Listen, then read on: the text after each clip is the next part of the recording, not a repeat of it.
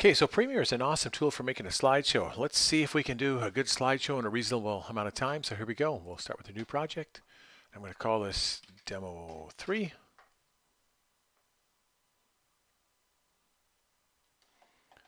I'll load some files in here. Okay, I'm just going to go Control A, hold down the Control button, and deselect all the things I don't want in here. I don't want the project files. I don't want the music file for now. And perfect. Let's drag all the pictures in. Should be 40 pictures in here, hopefully, if I've done this right. And then we'll just drag those into the timeline. Actually, before I do that, though, there's one thing you should really set up first. Go Edit, Preferences, Timeline. And you can actually set the duration for still images, the default for still images. And mine's already set to 2 seconds. Audio transition default is 10 seconds. Video transition default is 10 frames. Maybe I'll make that 15 frames. Okay, so that's half a second because we're at 30 frames per second. That should all be good. Let's click OK. Okay, next thing we'll do is I'll select them all and I'll go Control D, and that should throw a transition, a fade in between each one, a half-second fade. Okay, something's not quite right there in terms of the size, so let's just undo that. We don't want to transition in there until we get this just right. They're all selected. I'm going to right-click and we'll go Scale to Frame Size. Okay, and then we'll go Control D. And now we should have something that actually, there we go, that's looking good. Perfect. If a half second is too long, you can change the default. Just go back to your preferences and set that up. Okay, we're not done yet, of course. There's lots still to go. What else should we do? Well, let's put a title in. And I'm going to put a title. We just click on the T here, and we can just start typing. I'll put down like a lower thirds type title. Slide 1, and I'll just say low angle. And you can see we obviously need to increase that font size. And that's easy to do. We just make sure we have that selected.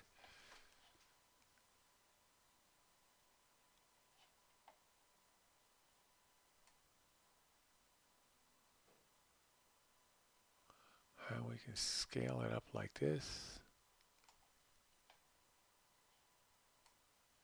Set our position, or we could just go like this. And we can also drag it to make it bigger. There we go. That's a little bit easier.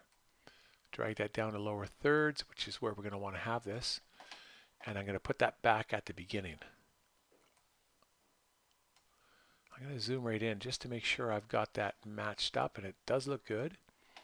Then I'm going to select that layer, layer 2. I'm going to copy this, Control C. I'll go right to the end of the clip. Maybe zoom right in so we get this right. That's where we want to be. And then Control V. And we can just keep going all the way along here, right to the end. I'm not going to do them all, but you get the idea. And each one, of course, is going to be the same, but what we can do now is click up here with the text button enabled and change this to slide 2. And I don't know what, whatever you want to call this one. It's not low angle, but you pick. Go to this one and change this to slide 3. And maybe this is, again, you're going to give this, you're going to match it up with something. Now, when you get to your personal photos, you don't have to put anything. You could just say personal photo 1 or personal photo 2. We can also put a transition between these. Again, it's just Control D. Select them all, Control D. Now, I'm going to move this up to the top layer, and you'll see why in a second. What I'm going to do is put a little bit of a color band behind here, a lower thirds color band, which will look quite nice. Click here, new item, and I'm going to go color matte. Yeah, click OK. It lets us pick a color. That's very nice. Something dark, sort of a blue, gray, steel color. I don't know. Whatever that is. That's the color I want. I'm going to drag that in here, and if we're lucky, it will also match the same size. It does, which is good. And we're going to go right to the end, but we're not going to copy it yet. We're going to get everything set up first. I just want to be ready to go. And for now, let's make sure we have the right layer selected. We do. That layer is active. That would copy it over top of the layers on top. We don't want that. This would copy it over our photos. We don't want that. So we select layer 2, which is empty. Okay, so let's fix this up a bit. And what we'll do is go to Effects and search for Crop. Drag Crop onto it. And then I'm just going to drag the top down like that. That's probably good. Yeah, something like that's good right there. Okay. Then I'm also going to add transparency. So to do that, very simple, we just click on opacity and drop the opacity. And yeah, or maybe around 90 is good. Maybe 95. Yeah, that looks pretty good to me. I like that. So now we copy it, Control C, and it looks like I moved the timeline here. We'll just transition right to there and Control V. And if we've done this right, we can just blast right along here. Again, I'm not going to do them all. I'll maybe do the first 10. Okay. I'll zoom out a bit. And now what we can do,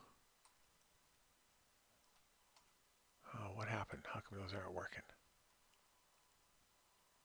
They do seem to be there.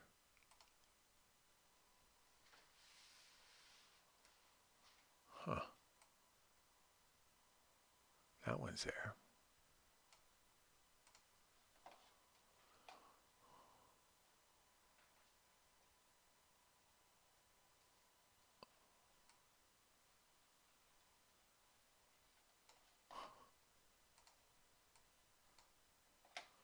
Okay, so that's obviously not correct.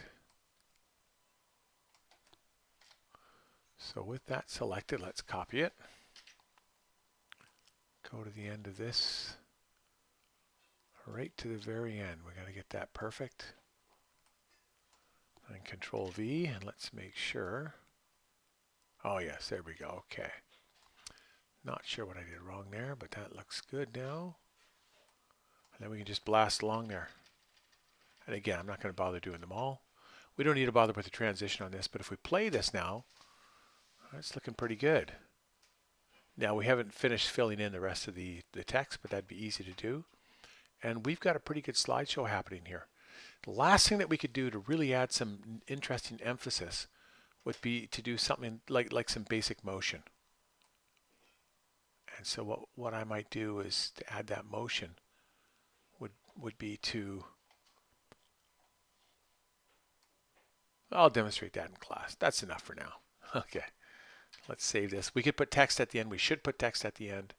We should also put credit here to for anyone for whom we got information from. That should be in here as well too. Okay, there we go. That's it. Oh, and then we got to export. And export is like this: File, Export Media. We're going to go with H.264. Probably what we should do is go YouTube 1080p. And then we'll go output name and give this a name. We'll put it in exports. And I've already done one. I'll call this export final 2.mp4. Click save, click export. And then that's the file that you would upload to YouTube. Makes sense to put this on YouTube, your slideshow. You can keep it, you can make it, you don't have to make it public. Just make sure that I can see it. Okay, that's it. Over and out.